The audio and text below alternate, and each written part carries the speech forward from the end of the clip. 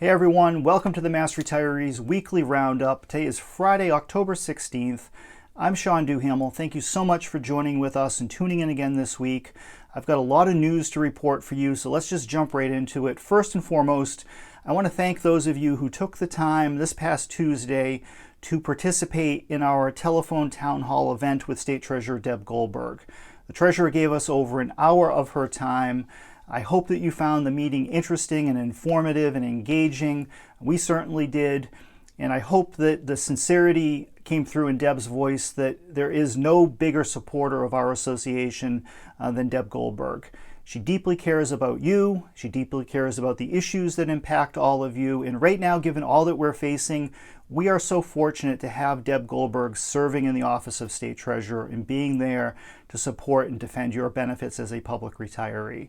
So we had over 1,700 members participate in Tuesday's call. The next meeting comes up in November, and we have another meeting scheduled to take place in early December. The full schedule is printed in your November newsletter that all of you should have received a couple of weeks ago. We will also be posting that full schedule on our website, massretirees.com. On Wednesday, our staff participated in a nationwide Zoom meeting with over 20 retired teacher organizations from all across the country. The focus and the purpose of this meeting was quite simple: windfall elimination provision reform. We are working closely with a variety of partners from around the country, both teacher organizations, the firefighters, the police, any public employee group across the country, whether they be active employees or retirees who are impacted by the windfall elimination provision, are actively involved in our national coalition. And as we have reported before, there are nearly 2 million public retirees today who are impacted by the windfall elimination provision, just like you are. So we're all rowing in the same boat. We all want to get the same thing done. And all of these organizations are receiving the same comments and stories from their members of just how difficult it is to make ends meet as a retiree when a large chunk of your Social Security benefit that you earned and you depend on has been taken away because of this awful law. So this meeting was very positive. We spent over an hour.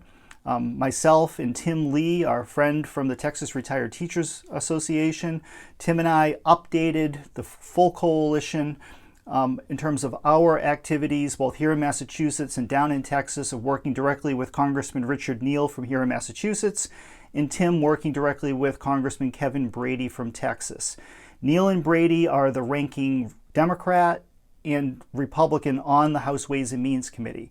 They also work very well together. Despite all the partisanship and all the craziness going on right now with the presidential election and the U.S. Senate and all of the infighting that you see day in and day out on the news, Brady and Neal legitimately like each other, and they work together whenever it's possible. Now, obviously, they're going to have their differences. They're going to have different ways to go about doing things.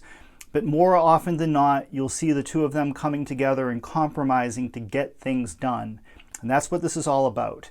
We're all trying to get things done to help our constituents, or in this case, our members.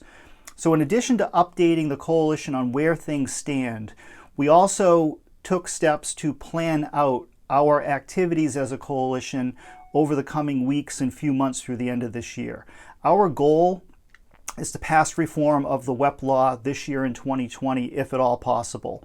And the hope is that we can attach some type of WEP reform legislation in the House as part of a larger bill and get it over to the Senate and finally get this issue resolved, at least in part, for our members going forward.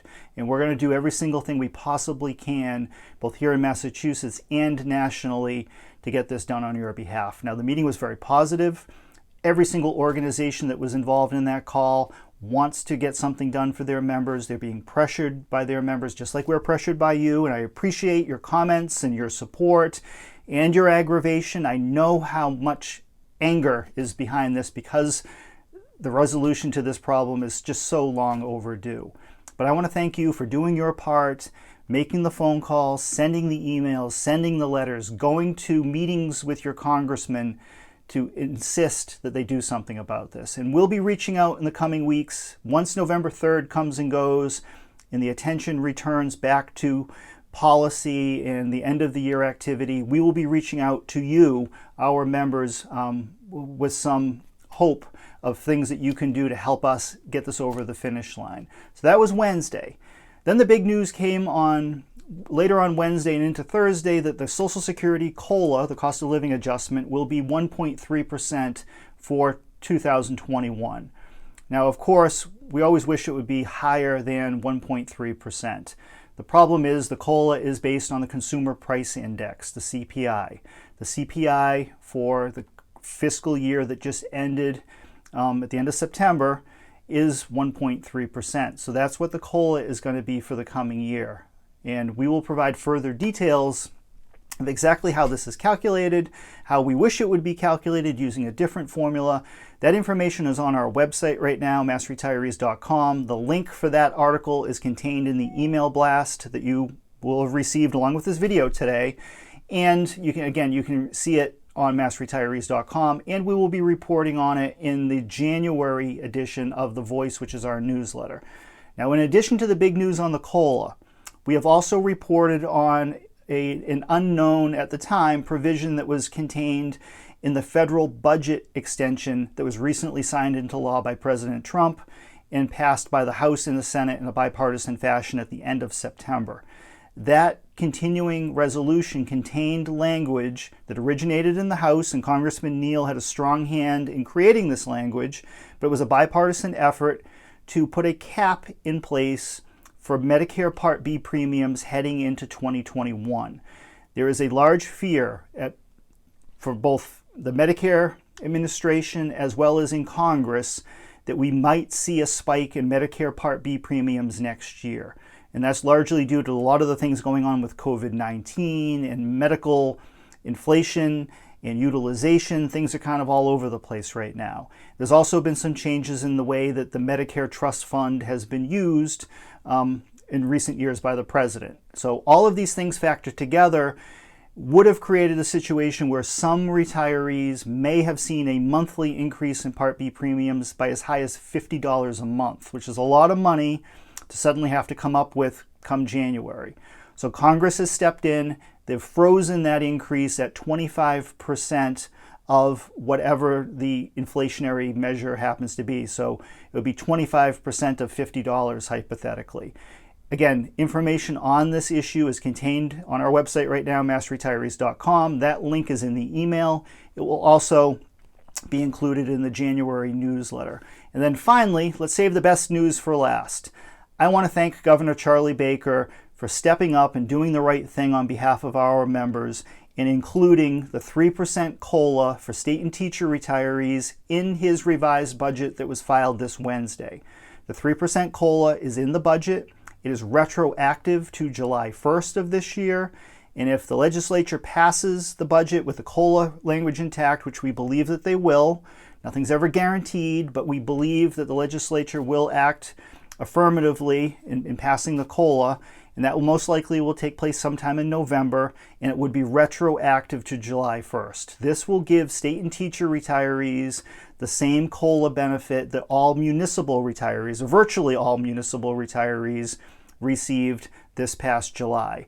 Now, the COLA base varies depending on where you were retired from, but all municipal retirees, with the exception of the city of Malden, which unfortunately did not act on a COLA for FY21, all other municipal and regional and county systems, district systems, everybody passed a COLA this year. All retirees received that COLA in July.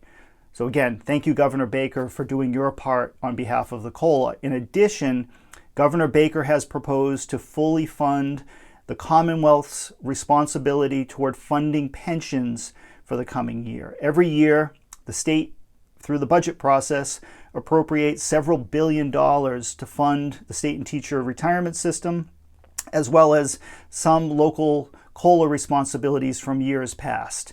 The coming fiscal year, the rough appropriation is approximately $3.1 billion for FY21. Governor Baker leaves that appropriation intact. And finally, the governor has also fully funded the operation and the premium structure for the Group Insurance Commission. And we are very relieved to see that Governor Baker is not proposing to balance the state's budget on the backs of public retirees. Now, right now, because of what's going on with COVID-19 and the difficulty that exists with the state's finances and the state's budget, and we have a upwards of $4 to $6 billion deficit right now for the current fiscal year. All bets were off going into this budget cycle of where we would end up. And we were very relieved this week to see that budget be filed and hold retirees harmless, at least for the immediate future. We've got a lot of work to do going forward, and we're not going to be out of the woods anytime soon. But we want to give credit where it's due and say thank you, Governor Baker, for stepping up on behalf of our members. We will be now working very closely with the legislative leadership, like we always do, on both sides of the aisle, to make sure that these provisions remain in the budget going forward. So stay tuned for these weekly updates, for our newsletter, for our toll-free hotline, our Facebook page, massretirees.com. Any late-breaking news on these issues will be contained on those platforms. But for now, thank you once again for tuning in, and we'll talk to you again next week. Stay safe.